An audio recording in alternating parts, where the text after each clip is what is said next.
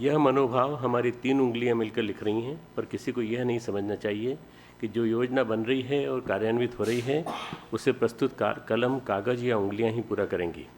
करने की जिम्मेदारी आप लोगों की, हमारे निष्ठिक कार्यकर्ताओं की है। इस विशालकाय योजना में प्रेरणा ऊपर वाले ने दी है। कोई दिव्य सत्ता बता या लिखा रही है। मस्तिष्क और हृदय का कण कण जर्रा जर्रा उसे लिख रहा है, लिख ही नहीं रहा है वरन इसे पूरा कराने का ताना बाना भी बुन रहा है। योजना की पूर्ति में न जाने कितने प्रकार का मनोयोग और श्रम, समय, साधन आदि का कितना भाग होगा। मात्र लिखने वाली उंगलियां न रहें या कागज कलम चुक जाए तो भी कार्य रुकेगा नहीं, क्योंकि रक्त का प्रत्येक कण और मस्तिष्क का प्रत्येक अणु इसके पीछे काम कर रहा है। इतना ही नहीं, वह देवी सत्ता भी सतत सक्रिय है, जो आँखों से न तो देखी जा सकती है और न दिखाई जा सकती है। योजना बड़ी है, उतनी बड़ी जितनी बड़ी उसका नाम, युग परिवर्तन। इसके लिए अनेक वरिष्ठों का महान योगदान लगना है। उसका श्रेय संयोगवश किसी को भी क्यों न मिले। प्रस्तुत योजना को कई बार पढ़ें, इस दृष्टि से कि उसमें सबसे बड़ा योगदान उन्हीं का होगा जो इन दिनों हमारे कलेवर के अंग अवयव बनकर रह रहे हैं। आप सबकी समन्वित शक्ति का नाम ही वह व्यक्ति है जो इन पंक्तियों को लिख रहा है। कार्य कैसे पूरा होगा, इतने साधन कहाँ से आएंगे, इसकी चिंता आप न करें। जिसने करने के लिए कहा है वही उसके साधन भी जुटाएगा।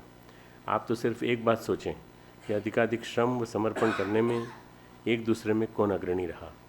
साधन, योग्यता, शिक्षा आदि की दृष्टि से हनुमान उस समुदाय में अकिंचन थे।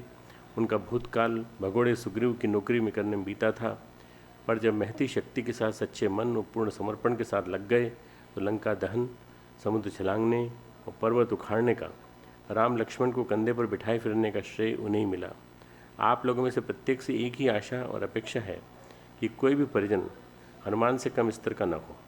अपने कर्तव्य में कोई भी अभिन्न सहचर पीछे न रहे। काम क्या करना पड़ेगा, यह निर्देश और परामर्श आप लोगों को समय समय पर मिलता रहेगा। काम बदलते भी रहेंगे और बनते बिगड़ते भी रहेंगे। आप लोग तो सिर्फ एक बात का स्मरण रखें कि जिस समर्पण भाव को लेकर घर से चले थे, वह पहले लेकर आए थे या हमसे जुड़े थे, उसमें दिनों दिन बढ़ोतरी होती रहे। कहीं राई रत्ती भी कमी न पड़ने पाए। कार्य की विशालता को समझें। लक्ष्य तक निशाने न पहुँचे तो भी वो उस स्थान तक अवश्य पहुँचेगा जिसे अद्भुत, अनुपम, असाधारण और ऐतिहासिक कहा जा सके। इसके लिए बड़े साधन चाहिए सो ठीक है, उसका भार दिव्य सत्ता पर छोड़ें। आप तो इतना ही करें कि आपके श्रम, समय, गुण, कर्म, स्वभाव में कहीं भी कोई त्रुटि न रहे। विश्राम की बात न सोचें। अहर्निश एक ही बात मन में रहे कि हम इस प्रस्तुतिकरण में पूर्ण रूपेण खपकर कितना योगदान दे सकते हैं, कितना आगे रह सकते हैं, कितना भार उठा सकते हैं। स्वयं को अधिकाधिक विनम्र, दूसरों को बड़ा माने। स्वयं सेवक बनने में गौरव अनुभव करें, इसी में आपका बड़प्पन है। अपनी थकान और सुविधा की बात न सोचें। जो कर गुजरें उसका अहंकार न करें, वरन इतना ही सोचें कि हमारा चिंतन, मनोयोग एवं श्रम कितनी अधिक ऊंची भूमिका निभा सका, कितनी बड़ी छलांग लगा सका। यही आपकी अग्नि परीक्षा है। इसी में आपका गौरव और समर्पण की सार्थकता है। अपने साथियों की श्रद्धा और क्षमता घटने न दें, उसे दिन दुनी रात चौगुनी करते रहें।